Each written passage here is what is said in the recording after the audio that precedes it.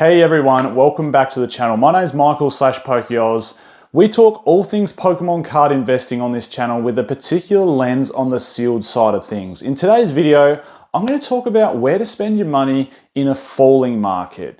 It is no surprise, or if you have been living under a rock, it maybe is a surprise, but to everyone in and about the hobby, it's no surprise that prices are falling. We've had a lot of singles, a lot of graded cards, and a lot of sealed product drop down in price. There has been a retraction in the market, and the Pokemon card market isn't the only market that's seen this sort of reduction. Shares are down, in some cases property prices are down, in a lot of cases crypto is down, so it's not the only market we're seeing a retraction in. And in a falling market, where should we park our money? I guess that's the big question everyone's asking.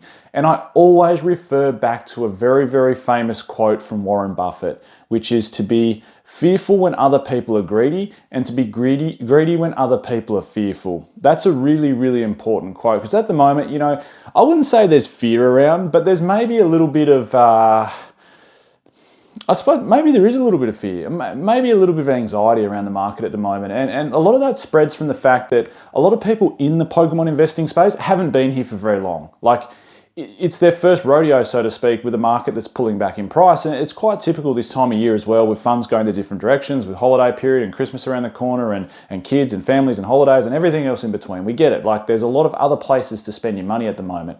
But in this falling market, where should we spend our money? That is probably the biggest question I'm getting asked at the moment, either via email, on comments in videos. So let's jump straight into it. I think you should have a three-pronged approach. And look, it's probably going to depend on the level of funds you have available at the moment. The first prong is being able to buy modern at MSRP. Now, what Pokemon have said, and they've made a couple of statements around this, and the hard part is they make very little statements. They make no numbers or no statements around exact numbers of print levels of certain sets. They have no statements around, you know, come December we're going to reprint this, come January next year we're going to reprint this, come March next year we're going to reprint this. Like, that information is so far from being known it's not funny. But a couple of statements they have said. Back in March this year, they made statements about the difficulty people had in picking up Prismatic Evolution's products and how, don't fear, this set will be printed to demand, and in the future, you'll be able to get your hands on this product a lot easier. The other statement they've made a little bit more recently is that they're committed to printing Prismatic Evolution onwards, to making sure that customers can get supply of these products and these sets. So Prismatic Evolutions onwards. Interesting. So let's talk this three-pronged approach. First one being, if you can pick up anything from Prismatic Evolutions onwards at recommended retail price or below, I think you should grab it. That's probably the first approach I would take. Now, they said they are committed to printing from that set onwards, which means we should see some reprints of certain sets. Now, if you could pick up things like the Mega Charizard Ultra Premium Collection, that is hot property at the moment. And just so you know, I'll show it up on the screen here. That is falling. Like, that is going down in price. And that's to do with this fear in the market that I was just talking about. Moreover than that, there has been announcements from places like Costco in the United States and second waves of this product coming out. So this is not going to be a short printed product. Like, there's every chance this could make it down. It's currently $175 US. There's every chance it could make it down to, what, 150, 140, 130, 120? I don't know. How low can it go, essentially? What's its price going to be at Costco if you can go in there and just buy it off the shelf? So, personal advice, I wouldn't buy that yet, but I would buy it when it gets to its floor, or as close to its floor as possible, where you feel its floor might be. The second thing I would pick up, if it gets a reprint, you can get it somewhere around a reasonable price, is Destined Rivals. So this is my first prong approach. And as you can see on the screen here, Destined Rivals is about $380 US. This hasn't really been going down. Out of all the products that have been going down, this is one that's actually been quite stable. It reached an all-time high, so to speak, around that $380 to $400 mark, and it's just remained there over the last 2 to 3 months, while everything else has been coming down.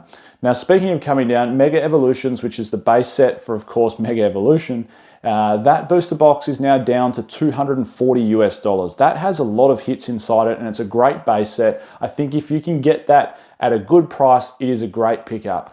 The other thing I would say is talking about new products that come out. If you can buy any Pokemon Center Elite trainer box at retail off the Pokemon Center website, that is just going to be a home run. We've seen how well they have been performing. And what's the number one thing? Well, actually, there's two things that really make them collectible.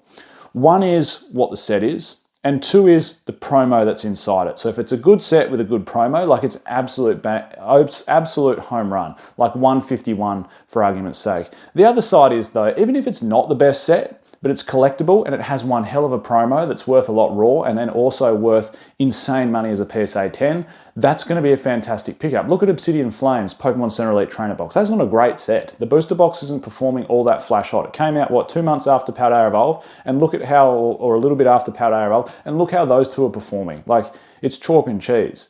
And the Pokemon Center Elite Trainer Box, on the other hand, going absolutely bonkers with that Charmander going off its head in a PSA 10. So that goes to show that if you can get any Pokemon Center Elite Trainer Box, they are good news. So that's the first prong to the approach. The second prong I'll get into in just a second, but really quick shout out today's video sponsor, which is of course the Collector app. If you don't have it, there'll be a link in the description to download it. You can check out my progress in the content creators section if you want to follow my journey. The other side of it is heaps of new updates on this app. The creator does such a good job at updating this app and keeping it relevant, particularly for collectors and investors alike. Like under the portfolio tab now, there's so many different filters you can use to filter through your collection, see what's performing well, what's making gains, what's making losses. In your account tab, you can see how much money you've spent, your total collection value. Moreover than that now though, so you can see paper gains there, but moreover than that now, you can actually see once you sell something, realized gains inside there. This is such a good app. And if you do have the pro version, the data you can see, the amount of time you can go back to see, long-term data on sealed and singles is going to be so relevant and important to your Pokemon investing future. So that's that one. Now, back to the video. Second prong approach I would do is buying sets pre-Prismatic evolutions. So if they've made a statement, look, of course, other sets before this can get reprinted. Like there's still so many sets prior to Prismatic evolutions that are still in rotation. We're going to get up to Paldea and Fates that goes out of rotation very shortly as it reaches that section. So on that though, the second prong I would do is buying anything that is pre-Prismatic. So Surging Sparks, which up here, $236 a booster box. That's a solid set. It's probably, I wish it had some more stronger dragon Pokemon because it was an electric dragon set. It could have been a home run. And I wish the artwork for the Pikachu and the Latias was a bit better, but that's just personal opinion. I think some people agree with the Pikachu, or a fair few of you would probably agree with the Pikachu art. Either way though, it's a good set. It's going to perform well. It's pre-Prismatic evolutions. There's probably going to be Elite Trainer Box reprints of this, but booster box reprints, $236. I think it's a good buy. Twilight Masquerade is another one. That booster box has been falling sharply. $283 it's down to. At one stage, I think it was up to like $340, $360. So speaking of a falling market, this one has come back to a very reasonable market price, $283. It's got one of the top 5 most memorable chase cards from the whole Scarlet and Violet era, in my opinion. I've spoken about this before. When we talk about an era and the most memorable chase cards, I think of Scarlet and Violet. I'm going to think of Umbreon from Prismatic Evolutions. I'm probably going to think of Pikachu from Surging Sparks. And another one that's going to come to mind, of course, is Bubble Mew from Paldea and Fates. Mewtwo from Destined Rivals, but I think Greninja from Twilight Masquerade is going to get a mention somewhere along there. For me, it probably is one of the top 5 chases from the whole Scarlet and Violet era. The third one I would do that's prior to Prismatic Evolutions is Paldea Evolved booster boxes. Talk about a retraction. This one has come down $368. I think at one stage there it was like $450. So speaking of picking up some value, Paldea Evolved is a good Pokemon card set with one hell of a chase card in that Magikarp. That's probably another one that comes into that commentary that I was just talking about top hits from the whole Scarlet and Violet era. So good pickups there. Now the third prong to the approach, if you can do it and if you've got the spare funds, is to go back in time to Sword and Shield, because we've also seen some strong Sword and Shield booster boxes retrace in price a little bit. Namely, the biggest one being Evolving Skies. $2,522. Look, I know it's expensive.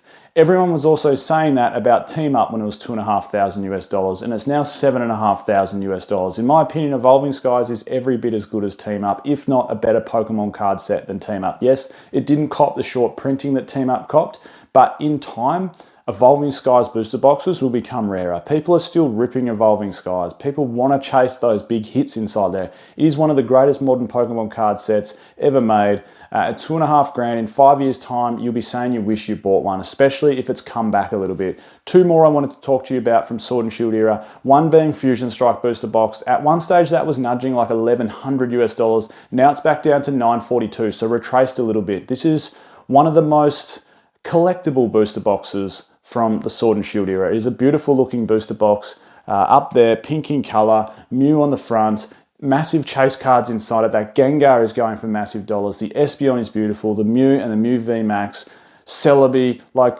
good Pokemon card set. Ghost Psychic sets typically perform really well.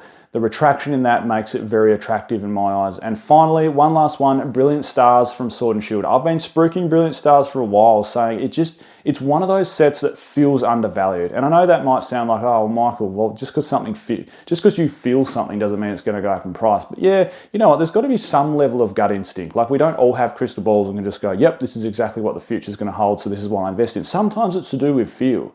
And Brilliant Stars feels undervalued. You have an old art Charizard, you have the best trainer gallery from the whole Sword and Shield era, filled with Evolutions, Mimikyu, just a really, really nice trainer gallery, coupled with a couple of other alt arts inside there, Rainbow Charizard as well, $412. That booster box has dropped down in price. That just feels like, I don't know, Paldea Evolved at $368 versus Brilliant Stars at $412.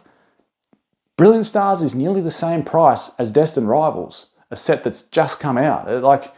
It just feels so undervalued in my eyes. I think it should be dearer, and I think at $412 after pulling back in price, it's a fantastic pickup. So three-pronged approach, there you have it. That's where you should spend your money in this falling market. The first one, if you can buy anything modern at recommended retail price, given how inflated a lot of things are, go ahead and buy it, including any Pokemon Center Elite Trainer box if you can get your hands on one. Second, those sets, pre-Prismatic evolutions, based on the statements we've heard from Pokemon International, they, Scarlet and Violet, pre-Prismatic, there's some good pickups to be had there. And finally, if you can go back in time to some of these booster boxes that are going to be well-known, well-performing booster boxes in years to come that have pulled back in price a little bit from Sword and Shield, I think they're great pickups. I'm Michael, this is PokeOz. Catch everyone next time.